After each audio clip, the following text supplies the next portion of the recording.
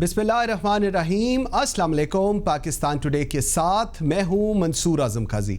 नाज़रीन, वज़ीर आज़म इमरान खान की बॉडी लैंग्वेज चेंज नज़र आ रही है और उसके साथ साथ अपोजिशन की बॉडी लैंग्वेज भी चेंज नज़र आ रही है।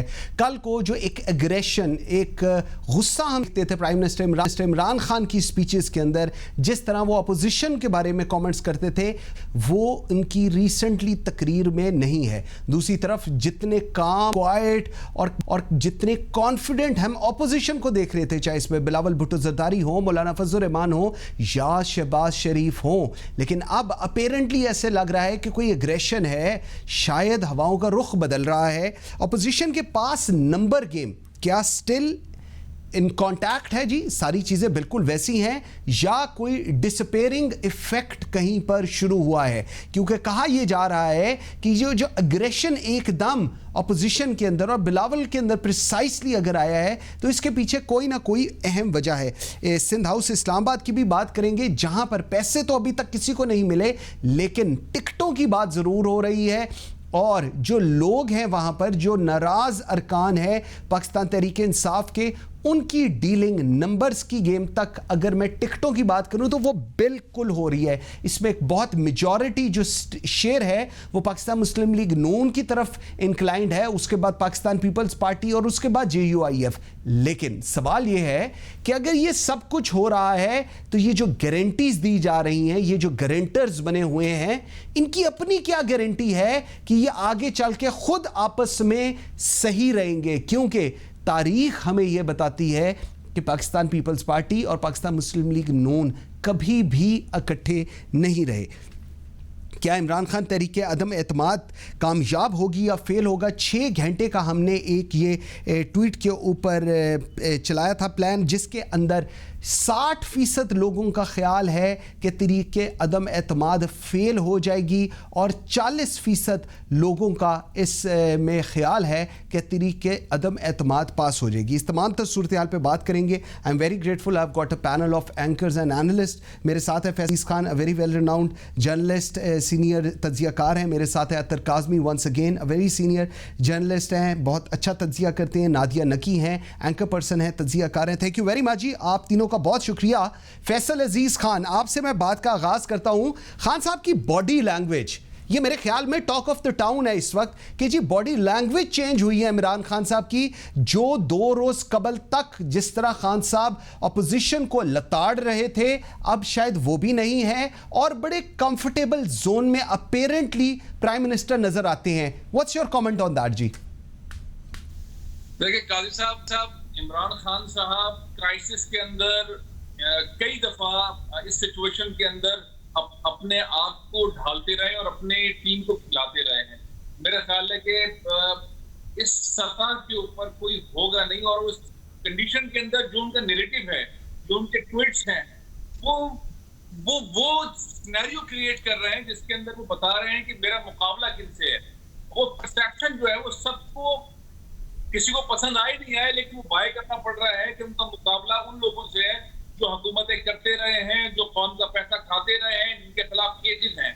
इसमें कोई शक वाली मामला नहीं है। सच गलत तो अदालत में तय करना होता है, लेकिन परसेप्शन बिल्ड हो गया है। इमरान खान साहब के पास जितना अपोजिशन ने टाइम दे दिया या बाय कर लिया इमरान खान साहब ने, उसके बाद उनके कॉन्फिडेंस में, उनके टीम के कॉन्फिडेंस में, सिचुएशन में बड़ा जबरदस्त किस्म का फर्क आया। खासतौर पर सिंध हाउस का फेज 1 और फिर फेज 2, दोनों सूरतों के अंदर FIR कटी, उनके लोगों ने मारपीट करने की कोशिश की, धावा बोला, लेकिन उस FIR और उस इवेंट के बाद पूरे मुल्क के अंदर जो PTI के कारकुनों ने और यूथियों ने एक एनवायरनमेंट क्रिएट किया है, उन तमाम लोगों के लिए जो कि जमीन फरोश कह लें, लोटा लें, पैसे देके कह लें, उनके लोग मुनारिफ हो गए, बागी हो गए, वो सब बैकफुट पे हो गए और वक्त के साथ साथ होते चले जाएंगे। और लकीली OIC कॉन्फ्रेंस हो रही है, इमरान खान साहब के हक में जाती है बात कि उनका स्टेचर इस OIC कॉन्फ्रेंस से बहुत ऊपर हो जाएगा।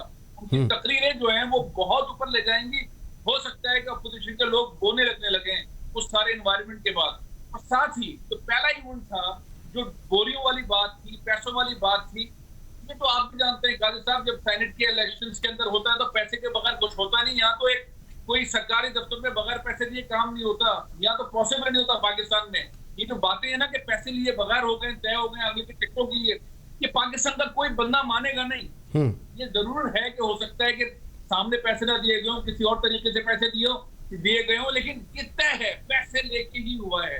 उसमें तय हो सकता है कि किसको कितने मिले और उसको इतने मिले, कितना सेटिंग क्या हुई, लेकिन ये सारी बातें मार्केट में ऑन हो गई हैं।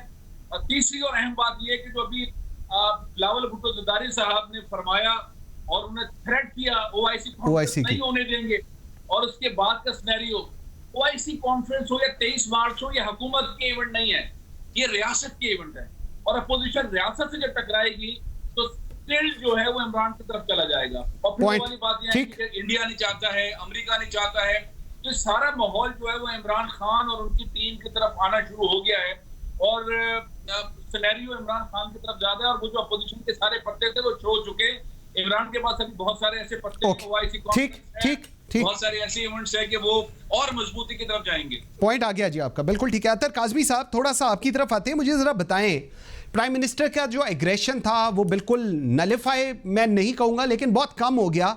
हुकूमत अपोजिशन का जो कामनेस थी वो एग्रेशन में चली गई।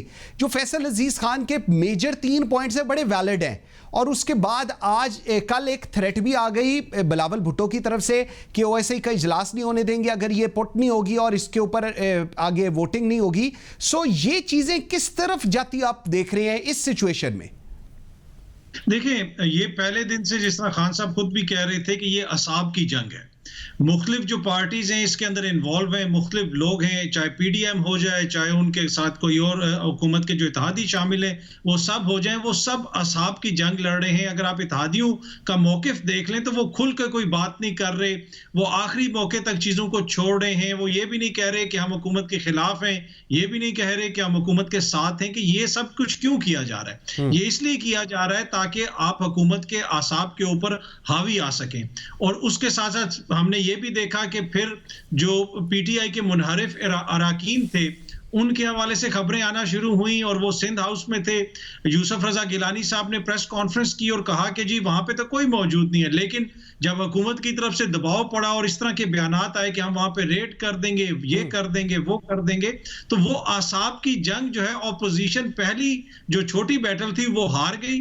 फिर उन्होंने फोन करके सहाफियों को बुलाया, जिनको वो बुलाना चाहते थे, उन लोगों के इंटरव्यू करवाए और उनको वो सबके सामने लेके आ गए। उससे ये फायदा हुआ कि जो हुकूमत का नैरेटिव था कि लोगों को खरीदा जा रहा है, लोगों को पैसे दे के वहां पे इकट्ठा किया जा रहा है, लोग अपने वोट बेच रहे हैं, अपना जमीर बेच रहे हैं, उस नैरेटिव को तकवीयत मिली।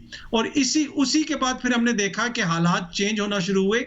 इमरान खान साहब ने सारे जो जितना भी ये अब तक चीजें सामने आई हैं उसमें उनका एक फैसला जो है वो मेरे ख्याल में सियासी तौर पे उनका बेहतरीन फैसला, और वो फैसला है आवाम की तरफ जाना, आवाम से रुजू करना। और अब दोबारा ये कहना कि 27 तारीख को हम बहुत बड़ा जलसा करेंगे, मेरे ख्याल में अब जिस तरीके से उनके मुनारिफ जो अराकीन हैं उनका इखलाकी घेराव आवाम कर रहे हैं, पीटीआई के वोटर्स कर रहे हैं, इससे खान साहब को फायदा पहुंच रहा है। ठीक हो गया, बिल्कुल ठीक है। नादिया, ये जो अब चीज़ हम लोग देखते हैं कि जी अपेरेंटली जो 10 लोग सरफेस हुए थे जो नाराज थे, उनको मीडिया एक्सेस भी, मीडिया को उनके पास एक्सेस भी दी गई, उन्होंने अपने ग्रीवेंसेस इश्यूज बताए एंड ऑल दैट। उसके बाद कोई चीज़ सरफेस नहीं हुई। बाकी के लोग हैं, उनके नाम हैं, हम सबको तकरीबन पता है कौन कौन लोग हैं, लेकिन वो सरफेस नहीं हुए। सो क्या इसको हम क्या समझे? क्या हुकूमत इसको संभालने में कामयाब हो गई है? वो लोग थोड़े से बैकआउट कर रहे हैं? कैसे आप इसको एनालाइज करेंगी? देखिए, जो पोस्चर की आप बात कही और आपको काम और लगते हैं प्राइम मिनिस्टर इमरान खान, मैं इसको एक डिफरेंट नजर से देखती हूँ, with due respect to the other participants जिनके अपने व्यूज हैं। बिल्कुल सही बात है, ये एक साइकोलॉजिकल वॉरफेयर, दोनों अतराफ ये कहते हैं कि उनके पास नंबर पूरे हैं। बज़ाहिर तौर पर ऑपोजिशन के पास वो नंबर नजर आए। सिंध हाउस में बिल्कुल ठीक है, पाकिस्तान के अंदर जिस किस्म की सियासत होती आई है, जिसमें खरीदो फरोख्त का बाजार गर्म होता है, ये कोई पहली मर्तबा नहीं है, और ये मुबैना तौर पर यही कहा जा रहा है कि इनको भी पैसे दिए गए, वो चाहे वो कुछ भी कहें, जाहिर है इसको एक तो साबित करना होगा। लेकिन जब वो सामने आ गए तो जहां इनका पलड़ा भारी हुआ इनके बयानिए का, यानी हुकूमत का, वही इनके बयानिया मैं समझती हूँ और वीक हुआ, जिस तरह से led by 2 MNAs of PTI Sindh house के ऊपर उन्होंने धावा बोला, बहुत ही कम लोग थे, ज्यादा लोग नहीं थे, लेकिन वो जिस तरह से गेट टूटे और फिर वहां पर जो इंतजामिया, जो डिस्ट्रिक्ट इंतजामिया थी, जिसमें पुलिस भी है, जिसमें आपके डिप्टी कमिश्नर भी हैं, आपके कमिश्नर हैं, आपके आईजी हैं, वो कुछ ना कर सके तो ये एक बहुत बड़ा सवाल है। क्योंकि देखें ये सिस्टम्स तो इन प्लेस रहेंगे, चाहे हुकूमत रहे या हुकूमत ना रहे, लेकिन अगर वो, और उनको बहुत अच्छी तरह पता है कि कानून के तहत या आइन के तहत उन्हें किस किस्म के एक्शन लेना था, वो उन्होंने नहीं लिया। जब आप नहीं लेते तो फिर आप ये बता रहे हैं कि गोया कि जो पार्टी इन पावर है आप उनके मंशा पर काम कर रहे हैं। यानी आप वो गेट तोड़ने भी देते हैं, आप कोई एक्शन नहीं लेते, और ये मुट्ठी भर अफराद है। इस तरह से ऑपोजिशन को ये हुकूमत ने बताया कि हम इस तरह का दबाव भी डाल सकते हैं, और वो उनके मुख्तलिफ वज़रा की जानिब से जिस तरह बार बार कहा जा रहा है कि जलसा होगा, और जिस जलसे के अंदर 10 लाख के मजमे के अंदर से वो वोट डालने जाएंगे, वो वोट डालने आएंगे, वापस डाल कर भी आएंगे, तो गोया के एक तरह से वो एक प्रेशर बिल्ड कर रहे हैं उन मुनहरिफ अराकीन पर, और जिसका एक इशारा जैसे सिंध हाउस में ना सिर्फ मिला बल्कि अराकीन पार्लियामेंट के घर पर जिस तरह से आपने देखा कि पीटीआई सपोर्टर्स जमा हुए, कुछ के तो गेटों के ऊपर भी चढ़े हैं, वो सारे वीडियो आपके सामने हैं। तो ये एक तरह से उन पर दबाव डाला जा रहा है कि आप वापस आ जाए। लेकिन देखिए ये लोग वापस आ भी जाएं, आप दबाव डाल भी दें, लेकिन आपको अभी नहीं पता कि इत्तेहादी किस रुख जा रहे हैं। इत्तेहादियों की कोई ब्लड लाइन आपके साथ नहीं है, इत्तेहादी है, वो जब चाहे वो अपनी पार्टी का फैसला ले सकते हैं, वो हट सकते हैं, तो उसके बाद कहाँ रह जाता है। तो ये जो पोस्टरिंग है ये दोनों अतराफ से हो रही है। मैं नहीं समझती, जैसे मेरे मोहतरम मेहमान ने कहा या कॉलीग ने कहा कि अब ऑपोजिशन दबाव में है। ऑपोजिशन एक सूरत में दबाव में जरूर हो सकती है कि अगर मामलात ये एनआरकी की तरफ लेकर जाते हैं, इस तरह से कि मजमे भी जमा होंगे, आपस में गुत्थम गुत्था भी होंगे, तो फिर देखिए फायदा फिर किसी का भी नहीं होगा। और शायद ये घबराहट इस वक्त है जो ऑपोजिशन के चेहरों पर आज जिस तरह की प्रेस कॉन्फ्रेंस हुई उस पे सबने ट्वीट करना शुरू किया, वो नजर आई। बिल्कुल सही है। अच्छा फैसल, दो चीजें बड़ी इंटरेस्टिंग है। एक तो ये है कि जो कुछ ऑपोजिशन कर रही है, ये जो इत्तेहादी है, ये जो नाराज अरकान है, ये उधर सिंध हाउस में थे, अब इनको कहीं और शिफ्ट कर दिया गया एंड ऑल दैट, ये पूरा पाकिस्तान कह रहा है शायद गलत कर रही हैं जी। लेकिन इसके साथ एक दूसरी साइड की स्टोरी ये है कि लाहौर के अंदर चीफ मिनिस्टर साहब मिलवा रहे हैं मुस्लिम लीग नून के MNAs को विद द प्राइम मिनिस्टर। सो ये दोनों का अगर आप कंपैरिजन करें तो दुरुस्त क्या है और गलत क्या है, इसको कौन एनालाइज करेगा? देखिए काजी साहब, एक तो वफाक के अंदर जो सूरत हाल है और जो पंजाब में सूरत हाल है, वो इवेंट्स तो साथ हो रहे हैं, लेकिन दोनों की सिचुएशन में बड़ा फर्क है। और जो कप्तान है या मुख्तलिफ पार्टीज के लीडरान हैं, उनके आसावी कैफियत और उनकी पोजीशन और उनके केसेस और उनके टारगेट्स, उसमें बड़ा फर्क है। इमरान खान साहब के टारगेट्स में बड़ा फर्क है, जरदारी साहब के टारगेट्स में, मौलाना साहब के टारगेट्स में, शरीफ फैमिली के टारगेट्स में बड़ा फर्क है। वो चाहते क्या हैं, अपोजिशन के लीडरान के टारगेट सबको मिला के वो चाहते क्या हैं, और वो चाहने के बाद अगले राउंड में क्या चाहते हैं, और उसके बाद फिर आपस में लड़ाई क्या फौरन कैसे शुरू होगी, उनमें बड़ी मुनाफकत वाली सियासत का एनवायरनमेंट है। ठीक है। अच्छा, खान साहब वफाक के अंदर उनके जो मुनारिफ कह लें या लोटे कह लें या ABC कुछ भी कह लें, उनके मेंबर्स, उनका पहला राउंड, दूसरा राउंड, तीसरा राउंड, आज जो हम बात कर रहे हैं ये चौथे पांचवें राउंड में बात कर रहे हैं। पहले बड़ा भारी रहा है अपोजिशन का, अब आहिस्ता आहिस्ता वक्त गुजरने के साथ साथ उनके पास ऑप्शंस बड़े कम हो गए हैं अपोजिशन के पास, और हुकूमत के पास ऑप्शन ज्यादा होते हैं। इत्तेहादियों को मनाने के लिए अपोजिशन के पास ज्यादा होते हैं। इत्तेहादी कोई भी अपोजिशन के साथ खुलकर जाने को तैयार नहीं, वो फ्यूचर की प्लानिंग कर रहे हैं, तीनों चारों इत्तेहादी। ठीक है। इस वक्त का सिनेरियो इमरान खान के लिए वफाक में बड़ा मजबूत है और मजबूत कर होता जा रहा है, और आने वाले दिनों में और मजबूत हो जाएगा। ठीक है। बहुत मुश्किल है न्यूट्रल लोगों का, इदारों का, अपोजिशन की गलतियों का बेनिफिट इमरान को जा रहा है। एक बात बहुत जबरदस्त है जिसमें उनका प्रिंसिपल सेक्रेटरी साहब की नई पोस्टिंग और पंजाब के अंदर वजीर आला की तब्दीली, ये सीरियस मैटर। और इमरान, मुझे ऐसा लगता है कि कुछ वक्त के अंदर ये फैसला कर लेंगे या करवा लेंगे कि जो जहांगीर तरीन ग्रुप, उनके नाराज दोस्त और एक बहुत ही आलिशान आदमी अलीम खान जो नजर आए, उसके बाद अचानक हो गए, कहीं नहीं है, बड़े मुतारिक हुए पहले दूसरे राउंड में, उसके बाद पता नहीं वो भी सिंध हाउस में या किसी ऐसी जगह पे बैठे हुए हैं शायद। ठीक, तमाम लोगों को मैनेज करने के लिए जो टीम लगी हुई है वो मैनेज हो जाएगी, और बोलदार इतना कोई अब जरूरी नहीं रहा। बिल्कुल ठीक, वज़ीर आला साहब की कुर्बानी दी जा सकती है और दी जा चीजें सकती। इत्तेहादियों की, ग्रुप्स की एक पेज पे आ जाएंगी। इस सारी सूरत हाल में स्टेट के साथ जो मामला चल रहे हैं, जो अपोजिशन ने बयान दे दिए हैं, ये गेम आप खुद देखें किस साइड का बनेगा। ओके, उसके बाद ठीक, देखें शरीफ ठीक, के साथ ठीक। क्या हो रहा है, उनके ऊपर फर्द जुर्मायत होनी है, शहबाज बिल्कुल शरीफ ठीक है। के ऊपर जमानतों के ऊपर जरदारी साहब, ये सारे मामला किसी और से चले जाएंगे। वो एक बॉल से 3 आउट करने वाला सिनेरियो। पॉइंट आ गया जी आपका, पॉइंट आ गया। अतर साहब ठीक हो गया। अतर साहब 2-3 और इंपॉर्टेंट चीजें आ गई सामने। एक तो प्राइम मिनिस्टर के प्रिंसिपल सेक्रेटरी आजम खान की जो ट्रांसफर की बात हो रही है और जो कहा जा रहा है वर्ल्ड बैंक में जा रहे हैं, वो तकरीबन कोई 1.5-2 महीने पहले वो चीज अप्रूव हुई थी, और मेरे अपने ख्याल में जितना मैंने इस चीज को चेक किया वो दिसंबर के अंदर उनकी मूवमेंट है। एक दूसरी चीज उस्मान बुज़दार और पंजाब, बारहा मेरे ही प्रोग्राम में हम बहुत उस्मान बुज़दार के बारे में, उनकी परफॉर्मेंस के बारे में बात कर चुके हैं। सर क्या वाकई ये 2-3 चीजें हैं जिसकी वजह से अगर ये ठीक हो जाए तो बिल्कुल ठीक हो जाएगा, बाकी इत्तेहादी और ये सारे they all will be all good to गो?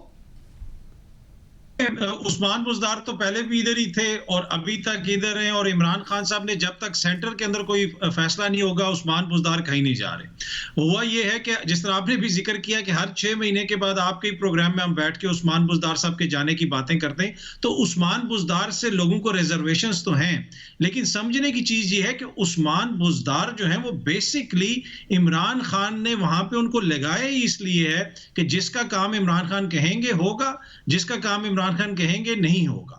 माजी में होता ये रहा है कि पंजाब बड़ा सूबा है, वहां पे जितने भी खानदान है, बड़े बड़े पॉलिटिकल फैमिलीज हैं, उन सब के आपस में ताल्लुकात हैं। अगर वहां पे किसी ऐसे शख्स को लगा दिया जाए जिसकी अपनी वहां पे सियासत ऐसी है, जिसके अपने ताल्लुकात है, किसी भी खानदान से उसका ताल्लुक हो, तो वो दूसरों के काम भी करेगा, दीगर काम भी होंगे। तो उस्मान बुज़दार साहब का वहां पे लगाया जाना ये समझने की चीज है कि वो इमरान खान साहब ने किसी मकसद के तहत उनको वहां पे लगाया, और यही वजह है कि इमरान खान साहब कह चुके हैं कि जब मैं आया था तो उस्मान बुज़दार आया था, जब मैं जाऊंगा तो वो मेरे साथ ही जाएगा।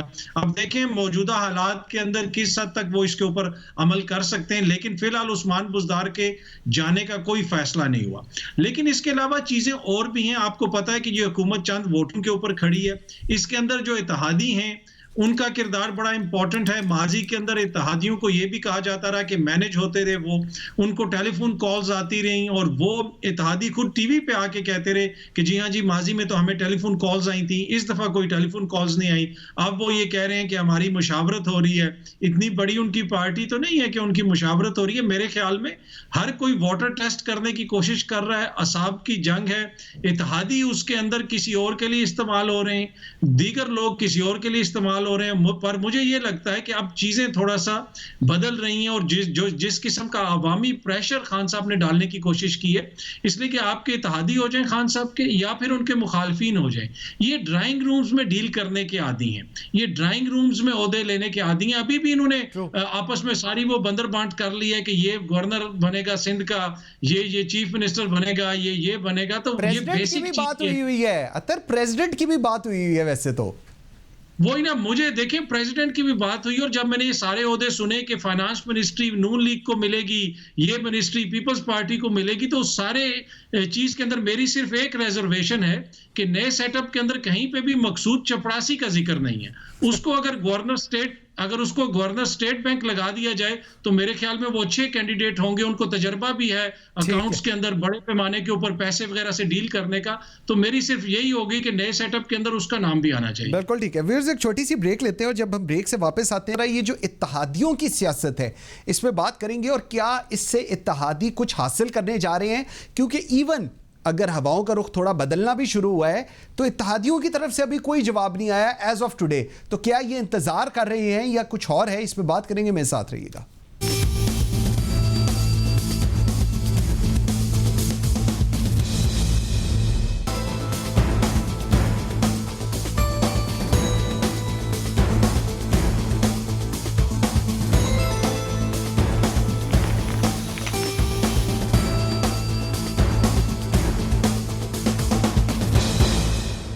Welcome back after the break जी। अतर काज़मी, जरा ओआईसी को लेकर एक बहुत बड़ा पाकिस्तान के अंदर ये होने जा रहा है, फॉरेन मिनिस्टर्स आ रहे हैं पूरे पाकिस्तान दुनिया से एंड ऑल दैट, ये सारी एक बहुत बड़ी, और इसको स्टेट सारा देखेगी एंड ऑल दैट, हम लोगों ने देखा उसकी तैयारियां भी की जा रही हैं। लेकिन ये जो बिलावल भुट्टो साहब का ये जो एक एग्रेशन है, ये इनकी जो स्टेटमेंट है रिगार्डिंग मंडे, और उसके बाद हम ओआईसी का इजलास नहीं होने देंगे अगर स्पीकर ने ये ना किया, इसको आप स्पर ऑफ द मोमेंट बात समझ रहे हैं, ऑपोजिशन ऐसे करने जा रही है, या एक थ्रेट ही है बस ठीक है बाकी चीजें ऐसे नहीं होंगी? सिंध के हवाले से कमेंट करना चाहूंगा कि जो गारंटीज काफ लीग को पीपल्स पार्टी दे रही है पंजाब के लिए, और जो बातें कर रही है और जो उनको ऑफर्स कर रही है, वही सिचुएशन ऑलमोस्ट तकरीबन एमक्यूएम की है सिंध के अंदर। क्या कभी पीपल्स पार्टी को वो चीज ऑफर करेगी सिंध के अंदर? कभी भी नहीं करेगी। तो मेरे ख्याल में एक तरह से जो मफादात एक दूसरे से जब टकेंगे तो इन डील का लॉन्ग टर्म चलना थोड़ा सा मुश्किल हो जाएगा। अब जो बिलावल साहब ने ओआईसी के हवाले से कहा है, आपको भी पता है कि गुज़िश्ता रोज प्राइम मिनिस्टर इमरान खान साहब की और आर्मी चीफ की मुलाकात हुई। उस मुलाकात के बाद मुख्तलिफ खबरें सामने आई, और उसके बाद आज हमें पीडीएम के चेहरों के ऊपर उनके बयानात में थोड़ी सी फ्रस्ट्रेशन नजर आई। अब ये जो बयान दिया है, ये स्पर ऑफ द मूव नहीं है। ये बयान मेरे लिए, आपके लिए, या मीडिया की कंजम्पशन के लिए, इनके लिए नहीं है। ये उन लोगों के लिए है जिनको वो देना चाहते थे, जिनको ओआईसी के हवाले से जिन्होंने बयानात भी जारी किए। कोर कमांडर कॉन्फ्रेंस के अंदर जो अलामिया जारी किया गया, उसमें स्पेशली ये जिक्र था ओआईसी की कॉन्फ्रेंस का।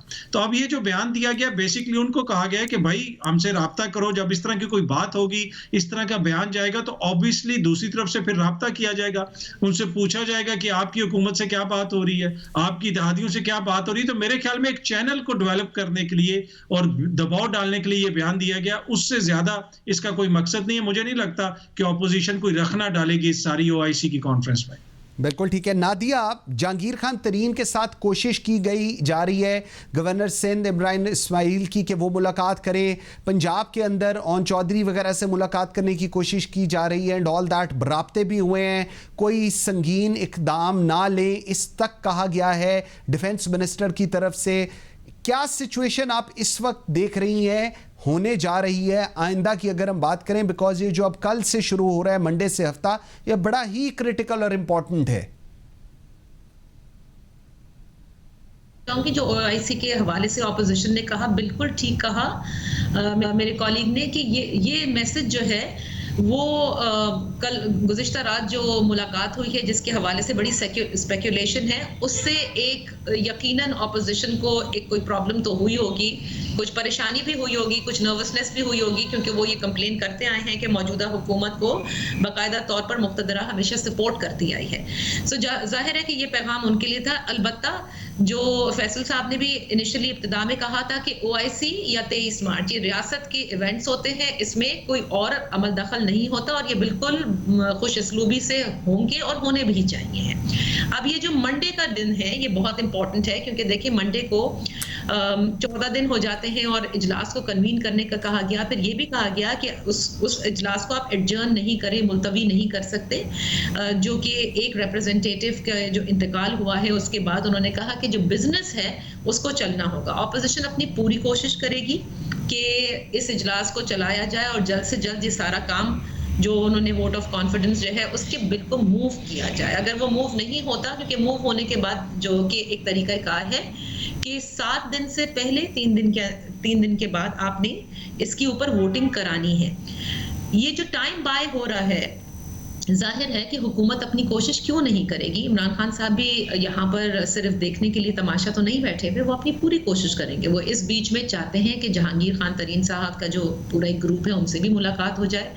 मुनहरिफ अराकीन के हवाले से जिस किस्म की मैं समझती हूँ उन्होंने अपनाया तरीक़ाकार, जिसमें वो जो अवाम का प्रेशर डालने की कोशिश कर रहे हैं, जिसका एक हमने एपिसोड देखा जिसमें बाकायदा कहा कि ये सिर्फ एक ट्रेलर है, उससे वो पूरी कोशिश कर रहे हैं कि वो वापस आ जाएं।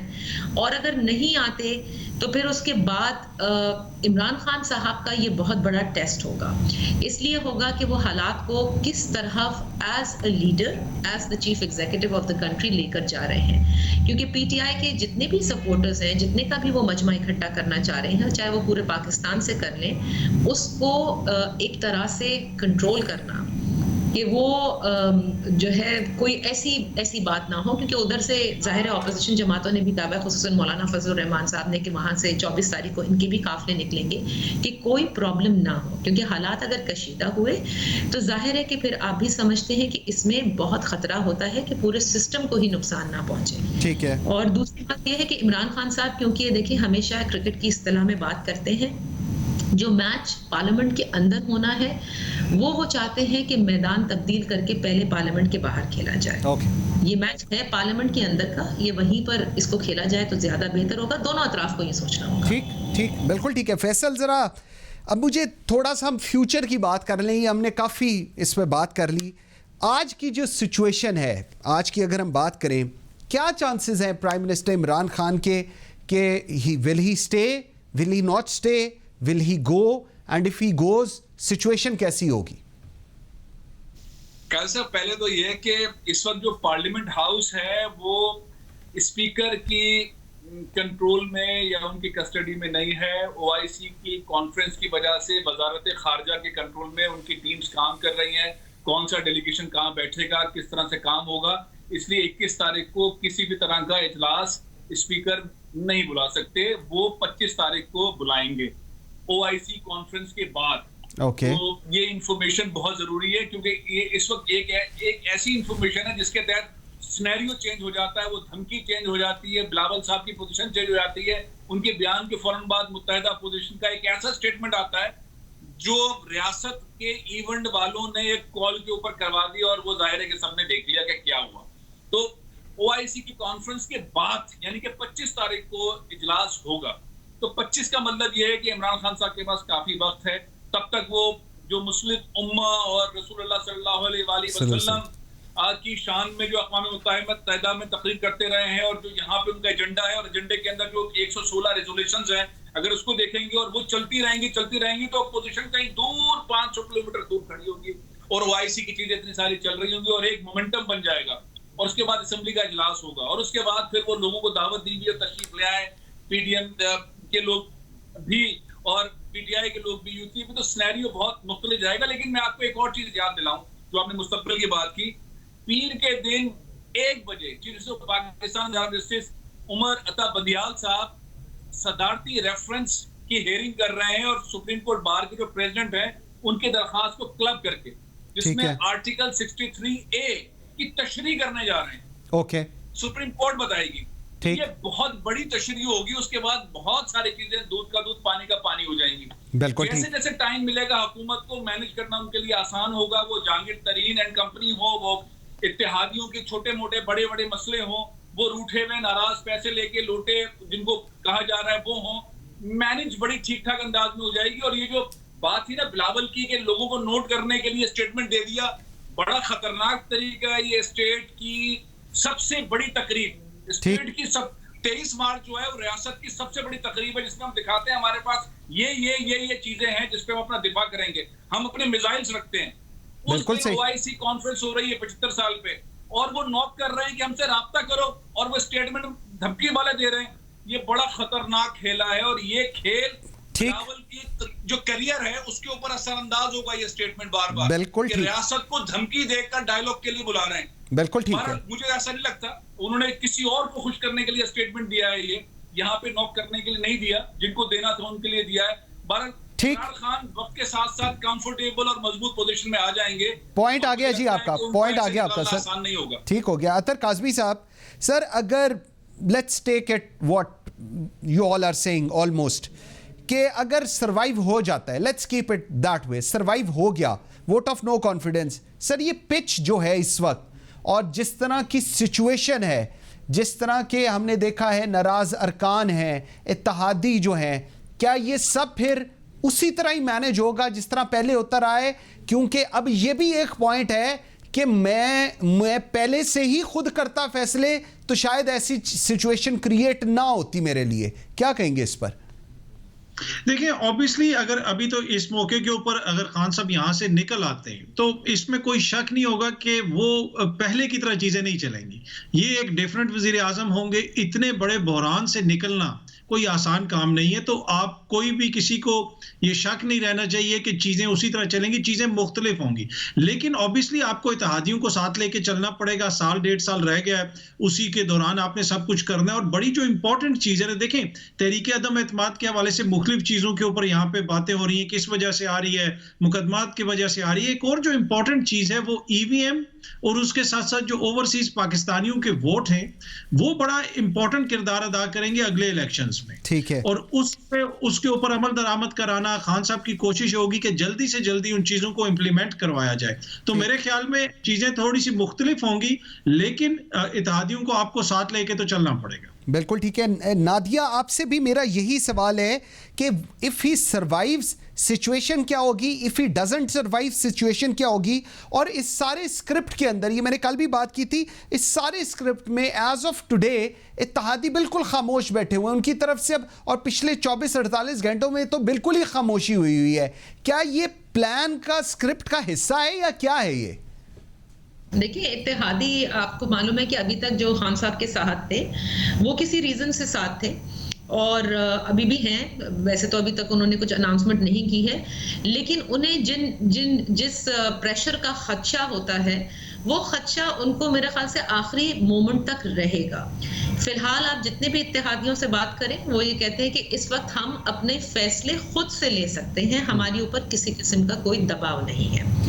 अगर खान साहब इस वोट ऑफ कॉन्फिडेंस में सर्वाइव कर जाते हैं तो उसके बाद आई ऑलवेज फील कि अभी भी उन्होंने, आपको याद होगा कि एतमाद का वोट लिया कुछ अरसे पहले, उसके बाद मैंने प्राइम मिनिस्टर को एज स्ट्रॉन्ग एज बिफोर नहीं देखा, क्योंकि देखिए उसके बाद आप वीक हो जाते हैं। ये इतना आसान नहीं होता, ये एक बहुत बड़ा बुहरान होता है जिसमें बार बार, मतलब एक दफा आपने एतमाद का वोट लिया, अब तो ऑपोजिशन एक और तरीके से आ गई है। और अगर ये सरवाइव कर जाते हैं, जिसमें इत्तेहादी भी इनके साथ होना होंगे, इनके अपने मुनहरिफ अराकीन को उनके साथ होना होगा, वो सारे ग्रुप्स जो बने हुए हैं, चाहे वो जहांगीर खान का ग्रुप हो, चाहे वो अलीम खान वाला ग्रुप हो, ये सब इनके साथ हो जाते हैं और फिर ये सर्वाइव कर जाते हैं, तो ऑपोजिशन फिर चुप नहीं बैठेगी। ऑपोजिशन जाहिर है शोर करेगी, कहेगी कि फिर ये मैनेज किया गया है उसी तरह से जिस तरह से वो कहते हैं कि 3 साल मैनेज किया गया है। तो मेरे ख्याल से फिर वो खामोश नहीं रहेगी। और वैसे भी क्योंकि इलेक्शन मतलब 5 साल मुकम्मल होने में टाइम ही कितना रह गया, फिर वो बाकायदा एक बहुत ही ज्यादा मोड ऑफ इलेक्शन में चले जाएंगे, जो कि अभी भी मुझे लगते हैं वो हैं। लेकिन इस मरतबा ऑपोजिशन ने एक और बात कही जिसमें उन्होंने कहा था कि अगर इस मरतबा किसी ने, पाकिस्तान मुस्लिम लीग नून तो पहले भी करती आई है, लेकिन दीगर जमातों ने भी ये कहा कि फिर हम बाकायदा नाम लेंगे कि किसकी वजह से ये हो रहा है, कौन कॉल करता है, कौन दबाव डालता है अरकान पार्लियामेंट के ऊपर, जिसकी वजह से इन्होंने सर्वाइव किया। रही बात इमरान खान साहब की, आप सिर्फ उम्मीद कर सकते हैं, क्योंकि अभी जो मुनहरिफ हुए हैं उनके हवाले से कि वो कितने काले काम कर रहे थे, वो किस किस्म की रिश्वतें लेते थे, वो किस किस्म के लोग थे, वो पंजाब में किस तरह से कैंसर की जाली अद्वियात लेकर आ रहे थे, रमेश कुमार साहब के हवाले से शहबाज गिल साहब ने भी कहा। तो फिर खान साहब को ये देखना होगा कि अगर जब तक वो आपके साथ हैं और सारी करप्शन उनकी जायज़ है, लेकिन जैसे ही वो आपको छोड़ेंगे तो फिर उनके सारे जो ऐसे काम हैं वो सामने आएंगे, तो then he will have to walk his talk, he will have to then start all of this, कि फिर वो अपने अंदर से फिर ढूंढने के ये कौन से करप्ट तरीन लोग हैं। और फिर उनके एडवाइजर के हवाले से भी मैं समझती हूँ कि शायद वो बहुत सारी चीजों को तब्दील करेंगे। और फिर जो गलती उनसे शायद हुई है कि जिसमें पाकिस्तान तहरीक इंसाफ के अपने जो नजरियाती लोग हैं वो उनसे दूर होते चले गए और दूसरों को जो उनके इलेक्टेबल्स की सियासत जो उनके साथ बिठाए गए थे उनके करीब होते गए। I think he will then go the reverse gear and he will go back to his PTI. ठीक, फैसल, दो चीजें ठीक हो गया, नादिया पॉइंट आ गया आपका। फैसल, दो चीजें हैं, एक आपसे सवाल कर रहा हूं, एक कतर से। एक रिवैम्प करने की बात हो रही है कि जी सब कुछ ही रिवैम्प कर दिया जाए और उसके बाद चीजों को आगे लेकर चला जाए। ये कितना डुएबल आपको लग रहा है? इमरान खान साहब अगर प्राइम मिनिस्टर हों और चीजें रिवैम्प वो कर दें, will he agree on it? क्या आपको लगता है कि ही विल से कि ओके फाइन इनफ, हम रिवैम्प कर देते हैं? क्योंकि अब इत्तेहादियों में यह भी कहा जा रहा है कि जी इमरान खान साहब को चाहिए कि इलेक्शन कॉल कर दें, क्योंकि सिचुएशन बड़ी आउट ऑफ हैंड निकलती जा रही है। क्या कहेंगे इसके ऊपर? शॉर्टली बताइएगा। जी जी गाजी साहब, इसमें बहुत ही इंपॉर्टेंट चीज मैं आपसे डिस्कस करूंगा इस पे कि इमरान खान ने जो इस वक्त पहला राउंड था इस क्राइसिस का, जब अपोजिशन अदम एतमाद की तरफ आई तो उन्होंने कहा था कि मैं एक एक को नहीं छोड़ूंगा, बंदूक की नोक पे उन्होंने कहा कि जरदारी मेरे निशाने पर है। हाँ। और मैं शहबाज शरीफ को नहीं छोड़ूंगा। इमरान खान जो कहता है ना उसके ऊपर आता जरूर है। एक साहब थे, उनका नाम था शहजाद अकबर। शहजाद उनकी अकबर, जगह पे बिल्कुल। एक साहब आए हैं जिनको आज तक किसी ने देखा नहीं है, और उनके बारे में शवाहिद ये हैं कि वो बहुत खामोशी से फाइलें तैयार कर रहे हैं। सही। और उनका नाम है ब्रिगेडियर रिटायर्ड मुसद्दिक अब्बासी, बिल्कुल, जो नैब के पुराने डीजी रह चुके हैं। हाँ जी। अच्छा, वो जो काम कर रहे हैं या उनके साथ जो टीमें काम कर रही हैं, जो काम वो प्लान कर रहे हैं, जिस तरह की चीजें, उनको एक सपोर्ट हासिल है वजारत कानून की जानिब से। एक मुसवद्दा बना हुआ है, 713 इस्लाहात बनाई गई हैं कि किस तरह केसेस को डिले किया जाता है, ठीक है। सर्टिफिकेट्स लगा के, बयानात नहीं होने। तो ये दो चीजें रेडी हैं। तो इमरान साहब ने ये चीजें रेडी रखी नहीं है। ठीक। ये अपोजिशन के लिए है, ये उन लोगों के लिए जिनके 1235 रेफरेंसेस स्टैंड बाय रखी हुए हैं, जिसपे सुप्रीम कोर्ट ने ऑर्डर दिया था। 100 पॉइंट आ गया सर, पॉइंट आ गया जी आपका। 30 अदालतें बनाएंगे। ठीक हो गया। सिनेरियो इतना इजी नहीं है। इमरान साहब छोड़ेंगे नहीं। अगर उनको चांस मिल गया, अपने पुराने लोगों को साथ लगा के अपोजिशन को हिट करेंगे और ये इस्लाहात नाफिज करेंगे। ठीक हो गया। अतर काज़मी, नाराज अरकान, उनको ये कहा गया है, एक जगह कहा गया है कि वो पैसे लिए हैं, वो चोर हैं, वो भी डाकू हैं और वो बिक गए हैं, उनके घरों के बाहर जो कुछ हो रहा है एंड ऑल दैट, उनके पुतले जलाए जा रहे हैं। उसके साथ साथ कह रहे हैं कि इनको माफ़ी दे देंगे और ये वापस आ जाएं। सर, तो इतने गंदे लोगों को माफ़ी देकर आप दोबारा पीटीआई में ले आएंगे, ये स्ट्रैटेजी है, ये क्या है? तो फिर वो जो साफ शफाफ वाली, वो कहाँ गई कहानी सारी? भी जमीर फरोश जो हुकूमत कह रही है, जमीर फरोश हैं जो सारे आपने उनके नाम गिनवाए जो हुकूमत बता रही है, ये उनको वापस बुलाने की बात नहीं है। ये उन लाखों वोटों को वापस बुलाने की बात है जिन्होंने इमरान खान के नाम के ऊपर उन लोगों को वोट दिए थे। तो ये तो हुकूमत की इखलाकी शिकस्त होगी कि इनके नाम के ऊपर वोट लेने वाले जाके किसी और को वोट दे दें। तो उनको वापस जो बुलाया जा रहा है वो उनकी जात को नहीं बुलाया जा रहा, जिसके नाम के ऊपर वो वोट लेके आए, जिस इंतखाबी निशान के ऊपर लाखों लोगों ने उनको वोट दिया। तो मेरे ख्याल में ये उनके लिए जरूरी है कि वो लोग वापस आए और इस मौके के ऊपर जिस चीज के लिए इलेक्ट किया गया था उनको, उधर वो खड़े हों। इलेक्शंस के बाद उनके साथ क्या होगा वो आगे की बात है। लेकिन मसला ये है कि इसमें खान साहब के लिए भी लेसन है। आपने इंतखाबात से पहले बहुत सारे इलेक्टेबल्स को अपने साथ शामिल किया, बहुत सारे लोगों को मफलर्स दिए गए, रोज एक नया बंदा आता था। तो मेरे ख्याल में अब इनको भी सोचना पड़ेगा कि क्या आपने लॉन्ग टर्म पार्टी इस तरह चलानी है, या फिर जो आपके दरीना कारकुन हैं जो एक अरसे से आपके साथ हैं उनको सामने लेके आना है। तो ये पार्टी के लिए भी एक सोचने का। नादिया, लास्ट मुझे कमेंट दीजिएगा, ये जो बयानिया है कि मैं नहीं छोड़ूंगा जरदारी, शहबाज शरीफ एंड ऑल दैट, ये कितना आपको डुएबल लग रहा है, कीपिंग इन माइंड फैसल की जो अभी व्यू पॉइंट था about that the new chairman for the वो जो अकाउंटेबिलिटी के बनाए गए हैं brigadier Mossadegh and all that, अगर वोट ऑफ नो कॉन्फिडेंस हो जाता है, एक ये बहुत बड़ा थ्रेट है ऑपोजिशन के लिए भी। प्राइम मिनिस्टर जो है, जाहिर है जिस तरह से उन्होंने कहा है कि वो नहीं छोड़ेंगे और बार बार ये कहते हैं, सिर्फ जरदारी नंबर 1 एंड देन उसके बाद उन्होंने तो फिर तीनों का ही नाम लिया ना कि शहबाज शरीफ भी होंगे, मौलाना फजलुर रहमान भी होंगे। तो वो केसेस बना सकते हैं। लेकिन देखिए 3.5 साल शहजाद अकबर साहब भी थे, उन्होंने क्या किया ये सब आपके सामने है। और फिर अक्टूबर के बाद से नैब भी बदल चुकी है। जो सपोर्ट नैब को मिल रही थी वो उनको नहीं मिल रही। मैं नहीं समझती कि अगर वो वापस ही emerges, I don't know how he is going to emerge out of this, he still has time and anything can happen in Pakistan, कुछ भी हो सकता है आखिर वक्त तक। तो फिर ये बहुत डिपेंड करेगा कि किस तरह से वो जीते हैं। ठीक हो, वो जो तरह है, अगर वही तरह है कि जिसकी ऑपोजिशन शिकायत करती आई है, तो फिर उसके बाद जाहिर है कि फिर हम एक्सपेक्ट कर सकते हैं कि नैब फुल स्विंग आएगी। बिल्कुल ठीक है। नादिया नकी, थैंक यू वेरी मच। अतर काज़मी, बहुत शुक्रिया। फैसल अजीज़ खान, थैंक यू वेरी। नाज़रीन, आज के लिए इतना ही। अगला हफ्ता बड़ा ही इंपॉर्टेंट है और बहुत कुछ होने जा रहा है। इस दुआ के साथ कि अल्लाह अगला हफ्ता और आइंदा आने वाले तमाम दिन पाकिस्तान के लिए बेहतर हों, पाकिस्तान की जमहूरियत के लिए बेहतर हों और पाकिस्तान में रहने वाली 22 करोड़ अवाम के लिए बेहतर हों। मुझे मंसूर आज़म काजी को इजाज़त दीजिए। अल्लाह हाफ़िज़।